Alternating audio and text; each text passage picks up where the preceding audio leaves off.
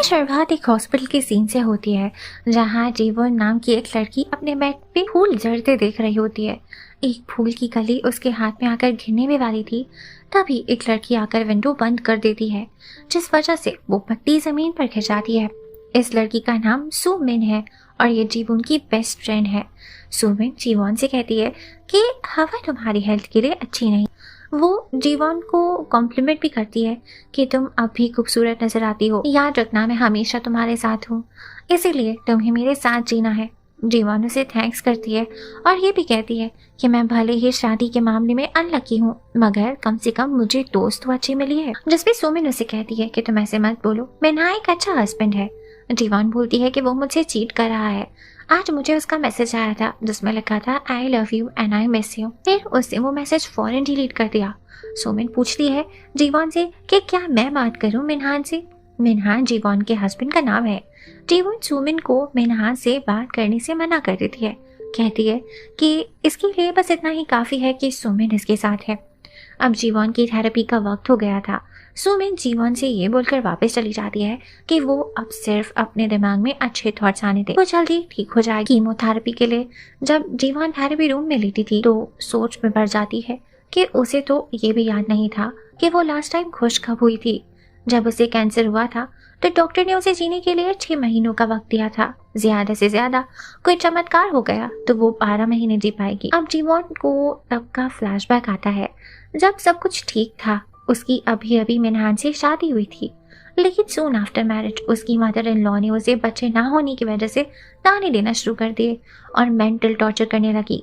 ना सिर्फ उसकी मदर इन लॉ बल्कि उसका हस्बैंड मिनहान भी अपनी जॉब छोड़कर बैठ जाता है, जिस वजह से घर का पूरा खर्चा और जिम्मेदारियां जीवन के सर आ जाती है। वो मिनहान से बोलती भी है कि कम से कम वो जॉब छोड़ने से पहले एक बार इसे डिस्कस तो कर लेता, पर मिनहान का कहना था कि वो अब स्टॉक्स में इन्वेस्ट करेगा जिससे जल्दी अच्छा प्रॉफिट बन जाएगा। जीवन को काम पर भी उसका मैनेजर डांटता था।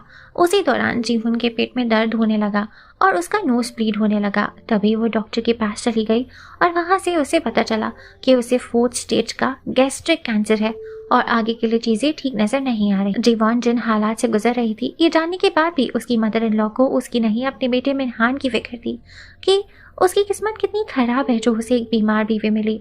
वहीं उसके हस्बैंड मिनहान को भी उसकी फिक्र नहीं थी, उसे अपने खाने की फिक्र थी कि अगर जीवन मर गई तो इसके लिए खाना कौन बनाएगा और खर्चा कौन देगा। मिनहान की माँ यानी जीवन की मदर इन लॉ जीवन से बोलती है कि तुम अपनी बीमारी के बारे में अपनी कंपनी में मत बताना और आखिर तक काम करती रहना। ये सब सुन जीवन को बहुत तकलीफ होती है और उसकी आंख खुल जाती है। जब वो अपने रूम की तरफ जा रही होती है तो एक दूसरे पेशेंट की अटेंडेंट जीवन को समझाती है कि वो अपने हस्बैंड के अफेयर को लेकर या इस वजह से टेंशन ना ले।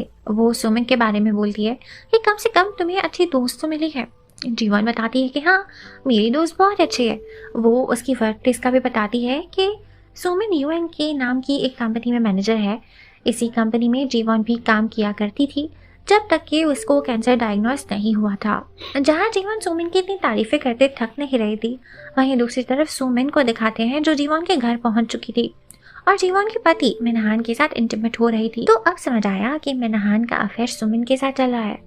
बैक टू जीवन, उसे हॉस्पिटल वाले इन्फॉर्म करते हैं कि उसे अपने गार्जियन को बुलाना होगा ताकि वो या तो यहाँ आकर हॉस्पिटल की फीस पे कर दे ताकि आगे का ट्रीटमेंट कंटिन्यू किया जा सके, या तो जीवन को यहाँ से ले जाए।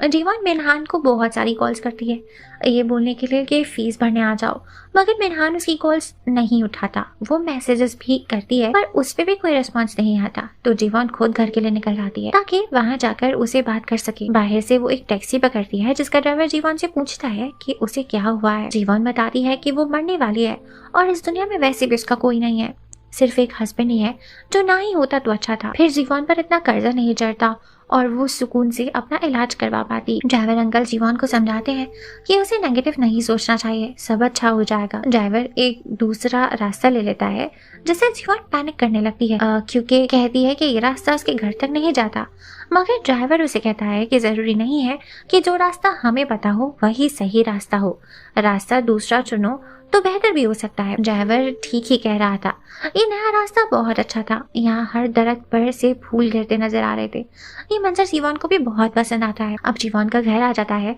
तो वो ड्राइवर को बिल पे कर देती है, मगर ये ड्राइवर उसे 1000 वॉन की नोट देते हुए कहता है कि आज ड्राइवर की नौकरी पे मेरा आखिरी दिन है, इन पैसों को अपने पापा की दी हुई खर्ची समझ कर रख लो। जीवन पैसे नहीं लेना चाह रही थी, पर अंकल के बार बार इंसिस्ट करने पर वो ले लेती है। ड्राइवर जीवन से ये भी कहता है कि वो अपना ख्याल रखे, सब कुछ जल्द ही ठीक हो जाएगा और जल्द ही एक ऐसा इंसान भी आएगा जो तुम्हें अपनी जान से ज्यादा प्यार करेगा।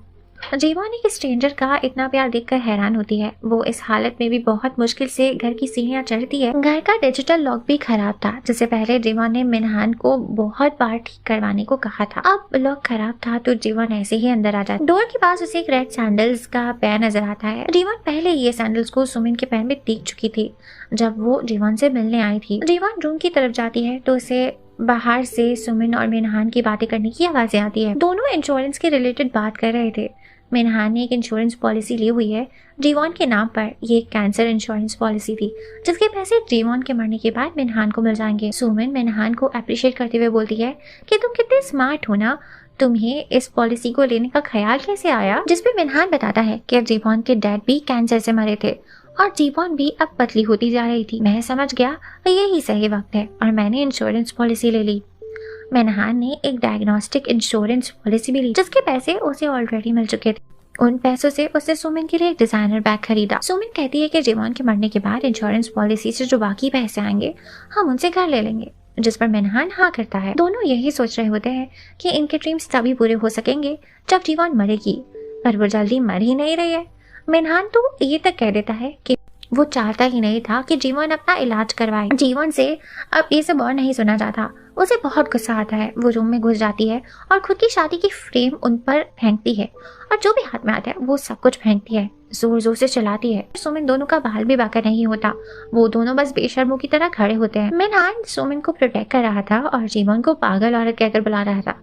झगड़ा होते होते तीनों घर के हॉल तक पहुंच जाते हैं। जीवन पहले ही बीमार थी, वो एग्जॉस्ट होकर जमीन पर गिर जाती है। सुमन उसके करीब आकर उसे माफी मांगती है, लेकिन फिर वो जीवन से कहने लगती है कि बस अब बहुत हुआ, जो जी रहा है उसे जीने दो, तुम तो वैसे भी मरने वाली, अभी भी सिर्फ अपने बारे में ही क्यों सोच रही हो। जीवन का ये सब सुन के खून खौल जाता है। वो खड़ी होकर सुमन को मारने लगती है। जान ही कितनी बची थी उसमें, आखिर क्या मार लेती, पर फिर भी मिनहान आकर जीवन का हाथ पकड़ लेता है और कहता है कि अब बस। वो जीवन को धक्का दे देता है और जीवन सीधा जाकर कांच के टेबल पर गिर जाती है। टेबल भी टूट जाता है और जीवन भी। वो मरने वाली थी। मरते मरते वो दिल में बोलने लगती है कि मैं पूरी जिंदगी खुशियों के लिए तरसती रही, पर वो खुशियां मुझे कभी नहीं मिली और अब तो मेरी जिंदगी ही खत्म हो गई है।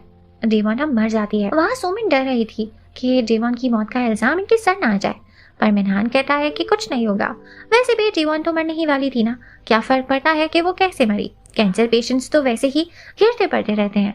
अगर हमसे किसी ने पूछा भी तो हम बोल देंगे कि जब हम घर आए तो जीवन हमें ऐसे ही मरी पड़ी में थी। जीवन की डेथ 12 अप्रैल 2023 में हुई थी, लेकिन अब क्या, हमें फिर से जीवन को दिखाया जाता है। वो अभी जिंदा थी।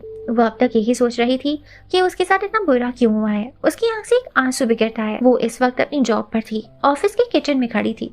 उसके सामने मिनहान था जो जीवन की कमर पे हाथ रखकर पूछता है तुम्हें क्या हुआ। जीवन आँख खोलती है और जैसा कि मिनहान और सुमिन पे वो गुस्सा थी, वो उसे देखते ही मारना शुरू कर देती है। कभी उस पे कोई सामान फेंकती तो कभी उसके बाल खींचती है। मिनहान उसे भागने की कोशिश भी करता है और भागते हुए वो वर्क रूम में आ जाता है जहाँ बाकी लोग काम कर रहे थे। जीवन मिनहान के बाल पकड़ लेती है।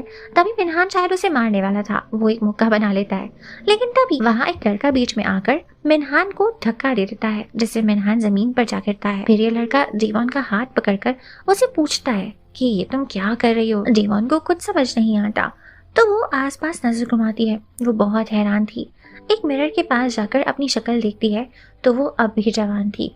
उसे कैंसर नहीं था, वो हेल्थ वाइज फिट थी। अब उसका पैर फिसल जाता है और वो जमीन पर गिर जाती है। उस जगह गर्म पानी की केटल पड़ी हुई थी जो उस पे गिरने वाली थी, पर वही लड़का जिससे मिनहान को जीवन की फाइट से बचाया था, वो आकर केटल को अपने हाथों से टॉस कर देता है। केटल थोड़ा दूर जाकर गिरती है और टूट जाती है। जीवन अब भी कंफ्यूज थी। वो ऑफिस से भागकर सबवे की सीढ़ियां उतरने लगती। भागते हुए उसे जूतों का भी होश नहीं रहता। वो भी उतर जाते हैं। ये लड़का जिसने जीवन को बचाया वो उसे फॉलो करता है। ये लड़का एक मोटे चश्मे पहनता है और जीवन की कंपनी में ही जनरल मैनेजर है और इसका नाम जी युक है। जी युक जाकर जीवन को काम डाउन करवाने की कोशिश करता है। वो उसे एक जगह बैठाकर वेट करने को बोलता है ताकि ये जाकर जीवन के जूते ढूंढ कर ला सके। पर जीवन की नजर तो वो सड़क पे पड़ जाती है। वो जाकर देखने लगती है। आसपास नजर घुमाने पर उसे दिखता है कि यहाँ की बिल्डिंग्स उतनी ऊंची नहीं है जैसा कि हुआ करती थी। कोरिया प्रेजेंट जितना डेवलप नहीं लग रहा था। अभी अभी PS5 का गाना गंगनम स्टाइल रिलीज हुआ था जो बिलबोर्ड पे नंबर बनाया था। यहाँ सब पोस्टर्स भी 2013 के ही लगे हुए थे। इसका मतलब क्या जीवोन ने टाइम ट्रेवल कर लिया है? जीवोन के शूज के लिए उसके पास आता है। जीवोन उन्हें पहनती है और उसके बाद जीयुक से सवाल करती है, क्या हम यहाँ कैसे आए? जीयुक बोलने लगता है कि ये सवाल तो मुझे तुमसे पूछना चाहिए, तुम्हें हुआ क्या है? क्योंकि अजीब हरकतें तो इस वक्त जीवोन ही कर रही थी, बाकी सबके लिए तो सब कुछ नॉर्मल ही था। आज की तारीख 12 अप्रैल 2013 थी, यानी जीवन मरी उससे 10 साल पहले की बात। अब क्या ये टाइम ट्रैवल है या नहीं वो तो आई गेस आगे पता चल जाएगा। वैसे टाइम ट्रैवल ही लग रहा है। जीयुक जीवन को उसके घर ड्रॉप करता है और उसे अपना कोट भी पहनाता है और कुछ पैसे भी देता है क्योंकि जीवन इस वक्त अपना फोन, वॉलेट, बैग सब कुछ ऑफिस में ही छोड़ आई थी। जीवन फिर भी पैसे लेने से मना करती है तो जीयुक पैसे जीवन को उसने जो कोट दिया था उसी के जेब में डाल देता है और कहता है, रख लो, कभी कभी ऐसा वक्त भी आता है जब हमें दूसरों की मदद की जरूरत पड़ती है। जीवन जब घर जाती है तो अपना फ्रिज चेक करती है। उसमें जितना भी सामान पड़ा था सब कुछ 2013 का था। उसे यकीन हो गया था कि अभी 2013 चल रहा है। जीयुक जीवन के घर के बाहर उसके लिए कुछ सामान छोड़ जाता है जैसे कि नूडल्स और ड्रिंक्स वगैरह। जीवन खाना खाती है, फ्रेश होती है और अब सोचने लगती है कि क्या मैं कोई तरह का ड्रीम देख रही हूँ, और अगर ये ड्रीम है तो असलियत क्या है? क्या असल वक्त वो था 2023 में जब मैं मिन्हान के हाथों से मारी गई, या फिर अभी 2013 में जब मैं जवान हूँ? जीवन 2013 में 31 ईयर्स ओल्ड थी, यानी कि जब वो मरी तब वो 41 ईयर्स ओल्ड थी। जीवन के चेहरे पे स्माइल आती है। वो कहती है कि मैं तो जनरल मैनेजर यूजी युक को भी जानती हूँ। तो 2023 में जब जीवन मरी थी, जीयुक तब तक U&K कंपनी का CEO बन चुका था। जीयुक कंपनी के चेयरमैन का पोता है, लेकिन वो फ्यूचर में इतना सक्सेसफुल होने वाला है अभी कंपनी में किसी को नहीं पता था सिवाय जीवन के, क्योंकि वो तो फ्यूचर देख कर आई है। जीवन की नजर उस कोट पर जाती है जो जीयुक ने उसे पहनाया था। उससे याद आता है कि इसमें तो पैसे पड़े हुए थे। जीवन उन पैसों को निकाल कर काउंट करती है। उसमें 1000 वॉन की नोट भी थी जिसपे मार्कर से एक हार्ट बना हुआ था। ये वही नोट थी जो उस ड्राइवर ने 2023 में जीवन को घर ड्रॉप करते हुए ये बोल कर दी थी कि पापा की खर्ची समझ कर रख लो। ये निशान देख जीवन को याद आता है कि ये नोट उसके पापा की ही है। उन्होंने ही जब जीवन छोटी थी तब नोट पर ऐसे निशान बनाया था। उसके पापा अक्सर नोट पर ऐसे निशान बनाया करते थे। वो ड्राइवर जिसने जीवन को घर छोड़ा था वो भी उसके डैड ही थे जो अपनी बेटी को खुश देखना चाहते थे। बस वो अपना रूप बदल कर आए थे। फेरी टेल की तरह वो अपनी बेटी को सही रास्ता दिखाने आए थे। जीवन बहुत इमोशनल हो जाती है और रोने लगती है। इतने में उसके घर का दरवाजा खुल जाता है। जब जीवन दरवाजे तक पहुंचती है तो देखती है कि वहाँ मिन्हान आया था। इस टाइम पे मिन्हान जीवन का बॉयफ्रेंड हुआ करता था। वो जीवन से बाहर खाना खाने चलने को बोलता है। जीवन उसके साथ खाना खाने जाती है जहाँ मिन्हान काफी स्वीट बातें करता है, जैसे उसकी बहुत केयर करता हो। मिन्हान उसे ड्रिंक्स करने से भी रोकता है क्योंकि उसे लग रहा था कि जीवन प्रेग्नेंट है। जीवन को पेट में दर्द हो रहा था तो उसने ऐसे ही मिन्हान को बोल दिया था कि मैं प्रेग्नेंट हूँ। मिन्हान जीवन को बोलता है कि मैं समझता हूँ कि तुम उड़ना चाहती हो और बच्चे की वजह से अपना कैरियर छोड़कर घर पे नहीं बैठ सकती, इसलिए तुम अबॉर्शन करवा लेना, मैं आधी फीस भर दूंगा। वो मिन्हान को क्लियर करती है कि वो सच में प्रेग्नेंट नहीं है, उसे बस गैस्ट्रिक हुआ है।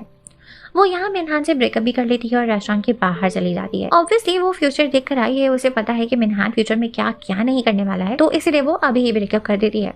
तब मिन्हान से बर्दाश्त नहीं होता है। वो भागता हुआ जीवन के पीछे आता है, उसे दीवार पे धक्का देता है और बोलने लगता है कि आखिर तुम्हारी हिम्मत कैसे हुई मुझसे ब्रेकअप करने की। जीवन को याद आता है कि मिन्हान तो आधा साइको है। वो डर जाती है और हेल्प के लिए आवाजें देती है तो कुछ लोग जमा हो जाते हैं। दोनों पुलिस स्टेशन पहुंच जाते हैं जहां पुलिस को लग रहा था कि इनके बीच बस कोई छोटा मोटा झगड़ा हुआ है और लड़की को पुलिस स्टेशन लेकर आ गई है। लड़कियां तो वैसे भी सेंसिटिव होती हैं। वो जीवन से कहने लगते हैं कि तुम्हें कोई चोट तो आई नहीं है, हम ऐसे कैसे कंप्लेन लिख लें। जीवन कहती है कि तो क्या, जब मुझे चोट आएगी और कोई अनहोनी हो जाएगी उसके बाद पुलिस स्टेशन आना चाहिए। पुलिस वाले चुप थे। जीवन उनसे कहती है कि एटलीस्ट वो इसे घर तक ही ड्रॉप कर दें। जीवन अब घर आ जाती है। उसे अब समझ आ गया था कि ये कोई तरह का टाइम ट्रेवल हो गया है और अब वो प्लान करती है कि उसे आगे क्या करना चाहिए। उसे जो मौका मिला है उसे कैसे सही से अवेल करना है पूरी प्लानिंग करती है। फर्स्ट वो अपना बैंक बैलेंस चेक करती है जिसमें 7 लाख वॉन थे। उसे याद आता है कि इस वक्त वो मिनहान से डरती थी कि कहीं वो ब्रेकअप ना कर ले, इसीलिए उसकी हर बात मानती थी और उसने भी इस बात का फायदा उठाकर जीवन के कार्ड्स, लोन्स, हर चीज पे कब्जा कर लिया था। जीवन को याद आता है कि मिनहान एरोई जेंटल नाम की कंपनी में स्टॉक्स इन्वेस्ट करता था। वो टाइम ट्रेवल कर चुकी थी, इसीलिए उसे पता था कि कौन सी कंपनी सक्सेसफुल है, उन्हीं में इन्वेस्ट करती है। जीवन डॉक्टर के पास जाकर अपना चेकअप भी करवाती है ताकि अगर कोई कैंसर हो तो वो अब भी डिटेक्ट हो जाए और इलाज कराया जा सके। डॉक्टर बताते हैं कि वो हेल्दी है, बस थोड़ा गैस्ट्रिक प्रॉब्लम है। वो अगर जीवन स्ट्रेस नहीं लेगी तो कंट्रोल में रहेगा। जीवन अब लाइब्रेरी जाती है और स्टॉक्स और बाकी चीजों के बारे में भी बुक्स खरीदती है क्योंकि वो इंटायरली जॉब पे डिपेंड नहीं रहना चाहती थी। उसे वहाँ जियोक मिलता है। जीवन की नजर जियोक के हाथ पर जाती है। एक निशान था वहाँ। ये निशान जियोक को तब हुआ था जब वो जीवन को कैटल से बचाने के लिए आया था। तब वो कैटल उसे लग गई थी। जीवन इसके लिए जियोक को सॉरी करती है। जियोक उसे बोलता है कि तुम मुझे खाना खिला दो, फिर हिसाब बराबर हो जाएगा। ये दोनों एक क्लासिक रेस्टोरेंट में जाते हैं फॉर लंच। खाना खाते हैं। खाना खाते वक्त जियोक अपना चश्मा उतार देता है। वो अच्छा दिख रहा था इस चश्मे के बगैर, इसीलिए जब जियोक जीवन से पूछता है कि कैसा लगा तो जीवन फौरन से बोल देती है बहुत अच्छा। जियोक यहाँ खाने का पूछ रहा था और जीवन से भी यही बोलता है कि निवाला तो एक भी तुमने लिया नहीं, अच्छा क्या लगा। जीवन एम्बैरेसमेंट के मारे गरम गरम खाना खा जाती है। जियोक नोटिस कर लेता है कि अब जीवन कल से बेहतर हो गई है। जितना कंफ्यूज वो कल हो रही थी अब वो उतनी कंफ्यूज नहीं है और सही नजर आ रही है। वो जीवन को यही कहता है कि तुम आज बेहतर नजर आ रही हो। जियोक जीवन से ये भी पूछता है कि कहीं वो जॉब छोड़ने की प्लानिंग तो नहीं कर रही है, क्योंकि उसने जो बुक्स खरीदी थी उनमें से एक बुक का नाम था read this if you want to leave your job. अगर अपनी जॉब छोड़ना चाहते हो तो इस किताब को पढ़ो।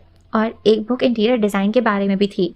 जियोक पूछता है कि कहीं तुम शादी तो नहीं कर रही, इसलिए जॉब छोड़ने का सोच रही हो। वो जीवन को समझाता है कि शादी करना अच्छा है लेकिन उसके लिए अपना कैरियर छोड़ देना बिल्कुल अच्छा नहीं। मैं तुम्हारे टैलेंट की बहुत कदर करता हूँ और ये नहीं चाहता कि तुम उसको वेस्ट करो। जीवन को अच्छा लगता है जानकर कि जियोक उसके टैलेंट को जानता है और जियोक को थैंक यू करती है। जब वो जाने लगती है तो जियोक उसे पलट कर देखता है। अगले दिन ऑफिस में मिनहान एलिवेटर का इंतजार करता है, अपना फोन चेक करता है।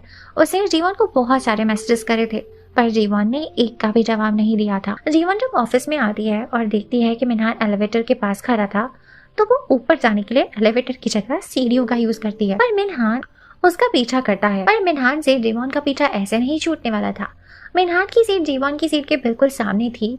वो उसे बहुत बक कर रहा था, बार बार उसे बात करने की कोशिश कर रहा था, बार बार बुला रहा था, पर जीवन उसे इग्नोर कर देती है।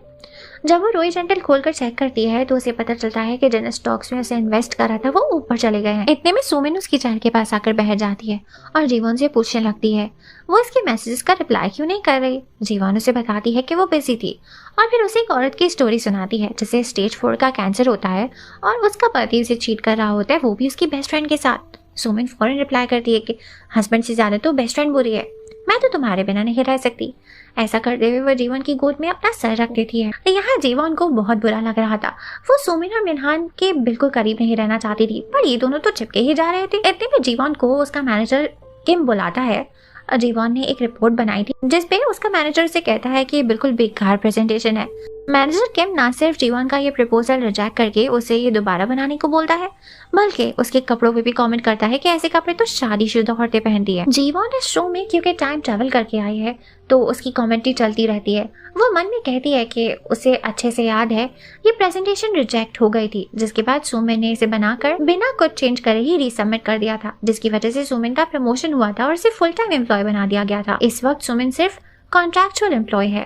ऑफिस का बाकी स्टाफ भी मैनेजर किम को अच्छे से जानता था कि वो कितना परेशान करते हैं। जीवन मैनेजर किम से कहती है कि अगर वो एग्जैक्टली बता देंगे कि रिपोर्ट्स में क्या गड़बड़ है तो ये उसे फिक्स कर लेगी। मैनेजर किम ये कह देता है कि मिस्टेक्स तुम खुद ढूंढ लो, मैं फारिग थोड़ी ही बैठा हूँ। असल बात तो ये थी कि मैनेजर किम ने ये प्रपोजल पढ़ा ही नहीं था, वो क्या गलतियां निकालते। मैनेजर किम रूड है और उन्हें ठीक से काम नहीं आता है, बस पहचान ऊपर तक होने की वजह से उनको मैनेजर बना दिया गया है। जीवन जब किचन में जाती है तो वहाँ एक दूसरी एम्प्लॉय जिनका नाम मिस यांग है, वो अपने लिए कॉफी बना रही थी, लेकिन तभी उसे मैनेजर किम बुला लेते हैं, जिस वजह से वो कॉफी टेबल के कॉर्नर पर रखकर चली जाती है, जो खेलने की वाली थी। पिछली बार भी ऐसा ही हुआ था, तो जीवन भाग कर गई थी कॉफी के कप को ठीक करने, लेकिन वो डब्बों से टकराकर गिर गई थी। उसी घुटने पर चोट लग गई थी। इस बार वो संभाल कर जाती है। कॉफी मग भी बच जाता है। वो गिरती नहीं, उसे चोट भी नहीं आती। जीवॉन इस मोमेंट पर बहुत खुश होती है। उसे लगता है कि वो हर गलत चीज जो उसके साथ होने वाली है उसे डॉज कर सकती है। जीवॉन अब रेस्टरूम जा रही थी। रास्ते में एक एम्प्लॉय टेबल लेकर जा रही थी। जीवॉन उसे टकराने ही वाली थी, पर जियो को उसे बचा लेता है और संभल के चलने को बोलता है। जीवॉन को इस वक्त ठीक वैसा ही फील हुआ था जैसे पिछली लाइफ में उसे कॉफी बचाते हुए लगा था, पर स्टिल उसे चोट नहीं लगी थी, इसीलिए वो ज्यादा नहीं सोचती। जब वो रेस्टरूम से वापसी अपने वर्करूम में जा रही थी तो रास्ते में मिनहान उसे बात करने की कोशिश करता है, जिससे जीवॉन अपना डायरेक्शन बदल लेती है। यहाँ जियुक ने भी ये चीज नोटिस कर ली थी कि कैसे मिनहान जीवॉन का पीछा कर रहा है। जीवॉन थोड़ा आगे बढ़ती नहीं है कि दोबारा से मिनहान उसके सामने आ जाता है। वो बेध्यानी में भागने लगती है और एक टेबल से टकराकर नीचे गिर जाती है। उसके घुटने पर चोट लग जाती है। ये चोट ठीक वैसी ही थी जैसी पास्ट लाइफ में कॉफी के मग को गिरने से बचाते हुए लगी थी। जीवॉन अब सैड हो गई थी। वो समझ गई थी कि जो होना है वो तो होकर ही रहेगा। एक और सीन में मिनयुक जीवॉन को मनाने के लिए उसे एक स्क्रीनशॉट शेयर करता है जिसमें उसे हमने रोए जंटल के शेयर्स बेच दिए थे। वो जीवॉन को बोलता है कि ये शेयर्स मैंने इसीलिए बेच दिए हैं ताकि मैं इनसे तुम्हारे लिए एक बैग खरीद सकूं। वो बताता है कि अब वो एक दूसरी कंपनी में इन्वेस्ट करेगा। वो जिस कंपनी का नाम लेता है उसे जीवॉन को याद आता है कि जिस 2023 से वो आई है उस टाइम तक ये वाली कंपनी डूब चुकी थी। यहाँ जियुक आता है और सबसे मीटिंग रूम में आने को बोलता है। जीवॉन की नजर दोबारा से जीवॉन के हाथ पर जाती है जिसपे गर्म पानी की वजह से उसे चोट आई थी। वो समझ आती है कि सारा चक्कर क्या है। पास्ट लाइफ में ये सेम चोट जीवॉन को लग गई थी, सेम कैटल से। वहीं प्रेजेंट में ये चोट जियुक को लग गई है क्योंकि वो जीवॉन को बचाने आगे आ गया। वहीं कॉफी मग को बचाते हुए जीवॉन ने डॉज कर लिया था, लेकिन उसे चोट फिर भी लग गई। और पास में रोई जंटल में मिनहान ने इन्वेस्ट करा था और इस बार जीवॉन ने कर लिया। जीवॉन को समझ आ चुका था कि जो होना है वो तो होकर ही रहेगा, लेकिन जरूरी नहीं है कि वो जीवॉन के साथ ही हो। वो सिचुएशन को चेंज भी कर सकती है। वो सोमिन को देखती है और सोचती है कि अब वो अपनी जगह सोमिन की शादी करवाएगी मिनहान से, ताकि जो इसके साथ हुआ वो सब सोमिन के साथ हो। यहीं से ड्रामे का नाम पड़ता है मैरी माई हस्बैंड, क्योंकि यहाँ जीवॉन सोमिन की शादी अपने हस्बैंड से करवाना चाहती है। कभी सोमिन भी जीवॉन के सामने आकर खड़ी हो जाती है, जिसे जीवॉन कहती है कि उसे काम में सोमिन की मदद चाहिए, जिसपे सोमिन उसे बोलती है कि अगर जीवॉन इसके साथ सैटरडे इवनिंग एक बीबीक्यू रेस्टोरेंट घुसोलजन चलेगी और टाइम स्पेंड करेगी तो ये जीवॉन के लिए सब कुछ करेगी। एपिसोड 2 शुरुआत जीवॉन से होती है जो एक कैफे में जाती है और कॉफी बाय करती है। तभी वहाँ एक दूसरे आदमी की कॉफी कोई और ले जाता है, जिस वजह से ये आदमी कैफे वाले पे बहुत गुस्सा होता है। जीवॉन चाहती थी कि जैसे इस आदमी की कॉफी चोरी हो गई है, मैं चाहती हूँ कि मेरी किस्मत चोरी हो जाए। अब वो कॉफी लेकर ऑफिस बिल्डिंग में आ जाती है। वहाँ एलिवेटर के पास मैनेजर किम और सुमिन खड़े थे। जीवॉन सोचती है कि मैं चाहती हूँ कि मेरी किस्मत को सुमिन चोरी कर ले, ताकि जो फ्यूचर में मेरे साथ हुआ था वो इसके साथ हो। अब वो भी जाकर सुमिन और मैनेजर किम को एलिवेटर में ज्वाइन कर लेती है। तीनों एलिवेटर के अंदर होते हैं कि अचानक वहाँ जियुक आ जाता है। कुछ देर तो वो एलिवेटर के गेट को ऐसे ही पकड़े खड़ा रहता है और घूर घूर कर बस जीवॉन को देखने लगता है। कुछ देर के बाद शायद उसे रियलाइज होता है कि उसे अंदर आ जाना चाहिए, तो वो अंदर आ जाता है। एलिवेटर में मैनेजर किम जीवॉन को पूछते हैं कि वो उस प्रपोजल पे काम कर रही है या नहीं, और दोबारा पहले जैसा बेकार प्रपोजल नहीं होना चाहिए। जीवॉन कहती है कि मैं उसी पे काम कर रही हूँ, और सुमिन जीवॉन की साइड लेते हुए मैनेजर किम को बोलती है कि आप तो ऐसे बोल रहे हैं जैसे जीवॉन मेहनत ही नहीं करती।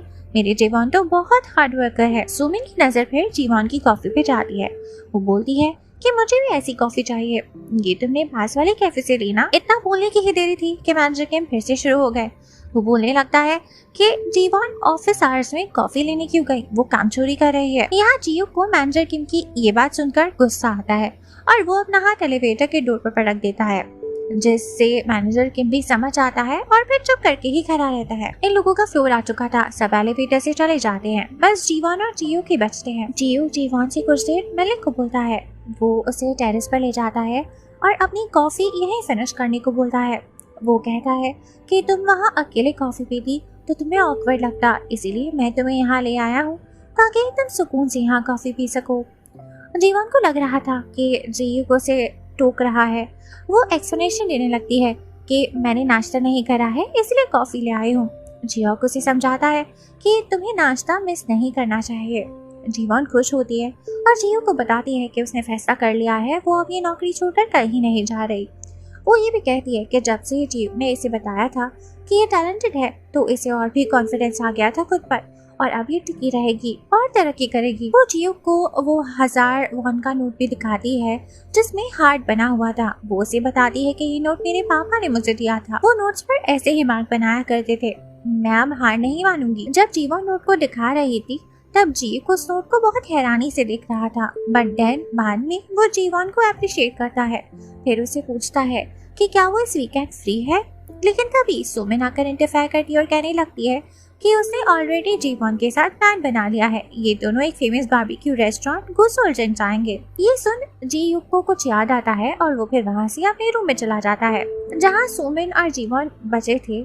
सुमिन जीवन को बोलती है कि ये उसके साथ कॉफी लेने चले, लेकिन जीवन काम का बहाना करके सुमिन को मना कर देती है, जिस वजह से सुमिन को अकेले ही जाना पड़ जाता है और फिर अकेले बड़बड़ाने लगती है कि एक तो मैंने जीवन को जीव से बचाया और ऊपर से वो मेरे साथ कॉफी लेने में नहीं चली। इस जीवन को तो बस काम से ही प्यार है। जीव कब अपने कैबिन में जाकर एम्प्लॉय डाटाबेस से जीवन को सर्च करता है, जहाँ उसे जीवन की हाई स्कूल का नाम पता चलता है और उसे कुछ याद आ जाता है। वो उस रेस्टोरेंट फोन करता है जिस बारे में सुमिन बात कर रही थी। वो वहाँ फोन करके कंफर्म करता है बुकिंग का टाइम। वो किसी बुसान या हाई स्कूल के रियूनियन की बात कर रहा था कि क्या वो 6 बजे है। फोन से पता चलता है कि रियूनियन 5:30 बजे का है। ये जीवन की स्कूल का नाम था, मतलब सुमिन इस रियूनियन के बारे में पहले से ही जानती है और जीवन को झूठ बोलकर वहाँ ले जा रही है। जीव फिर अपने डोंग नाम के एक खबरी को फोन करके एक आदमी का पता लगाने को बोलता है। जब भी उसके पास रूम में जीवन आती है और जीव के लिए पेन किलर लाई थी। जीव जीवन से पूछता है कि तुम्हें भी तो इंजरी आई थी ना, तुमने खाई ये दवाइयाँ? जीवन कहती है कि मैं ठीक हूँ, पर जीव उसे आधी मेडिसिन वापस करके कहता है कि तुम भी अपना ध्यान रखा करो। दूसरी तरफ रूम के बाहर मिनहान पूरा वक्त जीवन पे नजर रखे हुए था। जब वो अपनी सीट पर आकर बैठती है तो मिनहान उसे मैसेज करके स्टोर रूम में मिलने बुलाता है। जीवन यहाँ मिनहान से पीछा तो छुड़वाना चाहती थी, पर ऐसे नहीं। वो चाहती थी कि यहाँ कुछ भी करके सुमिन और मिनहान को एक दूसरे के प्यार हो जाए ताकि इसकी जान छूट सके। इसीलिए जीवन यहाँ बोलने लगती है कि मैं तुम्हें इसीलिए अवॉइड कर रही थी क्योंकि तुम मुझ पर वैसे भी ध्यान नहीं देते हो जैसे पहले देते थे। मिनहान बोलता है कि ओहो ये बात थी, अब से मैं तुम पे ज्यादा ध्यान दूंगा। उसे लग रहा था कि अब दोनों के बीच सब कुछ ठीक हो गया है, इसीलिए वो जीवन को किस करने आगे बढ़ रहा था। ना वो जीवन किस नहीं करना चाहती थी, उससे तो हथौड़ा भी उठा लिया था। लेकिन तभी रूम में मिस यांग आ जाती है जिस वजह से सिचुएशन ऑकवर्ड हो जाती है और मिनहान दुम दबाकर भाग जाता है। बाहर जाकर मिस यांग जीवन से कहती है कि अगर उसे किसी के साथ फिजिकल होने का मूड ना हो तो वो मना कर सकती है क्योंकि अभी उसके पास टाइम है, कोई गलती ना करे। मिस यांग अपना बताती है कि उससे भी ऐसी गलतियां हो चुकी है, इसलिए वो नहीं चाहती कि जीवन भी ऐसी कोई गलती करे। जीवन को तो ये जान के बहुत अच्छा लगता है कि बाकियों जैसा कि मिस यांग को भी इसकी फिक्र है। अब लंच ब्रेक हो गया था तो सुमिन जीवन को बाहर चलकर कुछ खाने को बोलती है, पर जीवन कहती है कि उसके पैर में लगा हुआ है, वो नहीं चल सकती। वो मिनहान को बोलती है कि तुम जाकर सुमिन के साथ कुछ खा कर आओ, लेकिन दोनों सुमिन के बिना कहीं जाते ही नहीं थे तो उसी के साथ ऑफिस के कैफेटेरिया में चले जाते हैं। जीवन को पिछली बार वाला किस्सा याद आ जाता है जब सुमिन ने धक्का देकर जीवन को गिरा दिया था, जिस वजह से जीवन के मुंह पर सारा खाना गिर गया था। ये सब अभी ही होने वाला था, इसलिए इस बार जीवन चांस देखकर सुमिन को ही धक्का दे देती है। सुमिन डिस्बैलेंस होकर मिनहान पे गिर जाती है। इस बार सारा खाना मिनहान पे गिर गया था, उसकी शर्ट भी खराब हो गई थी। जीवन को तो बहुत सेटिस्फेक्शन मिलती है। वो सुमिन को बोलती है कि माफ करना, मेरा पैर फिसल गया था। फिर जीवन मिनहान के लिए नैपकिन लाने रेस्टरूम चली जाती है। उसे रेस्टरूम में एक लड़की की आवाज आती है जो इसे हेल्प लाने को बोलती है। वो सैनिटरी पैड्स मांग रही थी। जीवन फौरन से उसे लाकर वो दे देती है। ये लड़की जब बाहर निकलती है तो पता चलता है कि ये यॉन है। यॉन भी जीवन के डिपार्टमेंट में ही काम करती है। वो भी सुमिन की तरह कॉन्ट्रैक्ट एम्प्लॉय है। यॉन काफी कूल टाइप की लड़की थी। वो जीवन को बहुत सारा थैंक यू करती है और उसे अपना लाइफ सेवियर कहकर बुलाती है। यॉन के बैग पर स्टेन भी लग गया था, जिसे कवर करने के लिए जीवन उसे अपना कोट दे देती है। दोनों की अच्छी दोस्ती हो जाती है तो अब जीवन उसे अपने साथ कैफेटेरिया में चलकर कुछ खा लेने को इनवाइट करती है। खाने के टेबल पर मिनहान और सुमिन पहले से ही बैठे हुए थे। यहाँ यॉन बहुत भूखड़ों की तरह खाना खा रही थी, जिस पर सुमिन काफी वियर्ड फेसेस बनाती है। सुमिन के मिनहान पे गिर जाने की वजह से उसका शर्ट खराब हो गया था तो इसीलिए वो मिनहान को कहती है कि वो इसके लिए कंपनसेशन देगी, क्या नया शर्ट लाकर देगी। ये शर्ट जीवन ने ही मिनहान को दिलाकर दिया था, पूरे 1.3 मिलियन का, जो खरीदना सुमिन के लिए तो पॉसिबल नहीं था। मिनहान स्वीट बनने के लिए उसे कहता है कि कोई बात नहीं, मुझे चल जाएगा। जीवन को पानी की नीड पड़ती है तो यौन फौरन से उसके लिए पानी लेने चली जाती है, पर सुमिन उसे रोककर बोलती है कि जब तुम जा ही रही हो तो मेरे लिए भी ले आना। मिनहान भी ऐसा ही बोलता है तो यौन को गुस्सा आता है। वो पलटकर पेशेंस के साथ बोलती है कि तुम ऑफिस काम करने ही आती हो ना, तो मेरा भी कर देना। ये सुनकर सबका मुंह बंद हो जाता है। यौन के जाने के बाद सुमिन उसकी बैकबाइटिंग करती है तो जीवन उसे डांटती है, कहती है कि सुमिन तमीज से बात क्या करो, ये वर्क प्लेस है और तुम दोनों एक ही पोजीशन पर हो, तुम उससे ऐसे बात नहीं कर सकती। जीवन फिर इन दोनों को यहीं छोड़कर यौन के पीछे चली जाती है। जीवन जब यौन के पीछे जाती है तो वो जीवन को बताती है कि उसके रेस्टरूम में आने से पहले कोई और लड़की भी वहाँ पर आई थी जिसने मेरी मदद नहीं की थी। जरूर वो सुमिन नहीं होगी, शी इज सो मीन। वहीं नीचे कैफेटेरिया से वापस ऑफिस फ्लोर तक जाने के लिए सुमिन और मिनहान एलिवेटर के पास वेट कर रहे थे। एलिवेटर आते ही अंदर बहुत सारे लोग घुस जाते हैं, जिस वजह से सुमिन और मिनहान की पोजीशन ऐसी बन जाती है कि दोनों बहुत करीब आ जाते हैं। फीलिंग्स को कंट्रोल में रखते हुए फिलहाल इन दोनों के बीच कुछ नहीं होता। अगले सीन में एक टीम मीटिंग के दौरान सुमिन मैनेजर किम से अपने नंबर बढ़वाने की कोशिश कर रही थी। उसे यहाँ परमानेंट पोजीशन चाहिए। मैनेजर किम को भी सुमिन के साथ बातें करने में बहुत मजा आता है, जबकि जीवन को तो वो हमेशा डांटता ही रहता है। सुमिन और भी मौके ढूंढती रहती थी अपनी स्टाइल दिखाकर मैनेजर किम को अपनी साइड करने की। वो फुल टाइम एम्प्लॉय बनने के लिए कुछ भी कर सकती थी और अभी उसकी नजर जीवन की मील किट प्रपोजल पर थी। वहीं जीवन मिस यांग के पास जाकर उन्हें अपना प्रपोजल एक बार रिव्यू करने के लिए कहती है। मिस यांग बोलती है कि जब मैनेजर किम ने इसे रिजेक्ट कर दिया है तो मैं पढ़ के क्या करूंगी, लेकिन जीवन के इंसिस्ट करने पर वो मान जाती है। थोड़ी देर के बाद जीवन मिस यांग से आकर मिलती है तो मिस यांग उसे बताती है कि ये मील किट प्रपोजल उन्हें पसंद आया है, जिस पर जीवन उसे कन्विंस करने की कोशिश करती है कि वो भी जीवन को ज्वाइन कर ले इस प्रपोजल में, लेकिन मिस यांग हेसिटेट कर रही थी। वो बोलती है कि मैनेजर किम का नजरिया अलग है, इसलिए उन्होंने रिजेक्ट कर दिया होगा, पर जीवन मिस यांग को यकीन दिलाती है कि बात नजरिए की नहीं है। जीवन 100% श्योर है कि मैनेजर किम ने उसका प्रपोजल पढ़ा ही नहीं है, बस पढ़ने की एक्टिंग की है और बिना देखे ही रिजेक्ट कर दिया। मिस यांग को तो यकीन ही नहीं हो रहा था। जीवन उसे अपनी टीम में लाने के लिए कुछ पुरानी बातें याद दिलाती है, जैसा कि एक जमाने में मैनेजर किम मिस यांग को पसंद करता था, पर जब से मिस यांग ने उसे रिजेक्ट कर दिया है, मैनेजर किम बस मिस यांग को हर चीज में नीचा दिखाने की कोशिश करता है। और तो एक बार मिस यांग ने एक प्रपोजल बनाया था जो मैनेजर किम ने अपना नाम आगे लिखकर भेज दिया और जिसके बाद उसे मैनेजर की पोजीशन मिल गई। मिस यांग अभी भी पूरी तरह से ट्रस्ट नहीं कर पा रही थी इस बात पर कि मैनेजर किम इतना गया गुजरा है कि वो प्रपोजल पढ़ता भी नहीं है और ऐसे ही रिजेक्ट कर देता है। तो जीवन उसे बोलती है कि वो अब सेम प्रपोजल को बिना कुछ चेंज करे दोबारा सबमिट करवाएगी।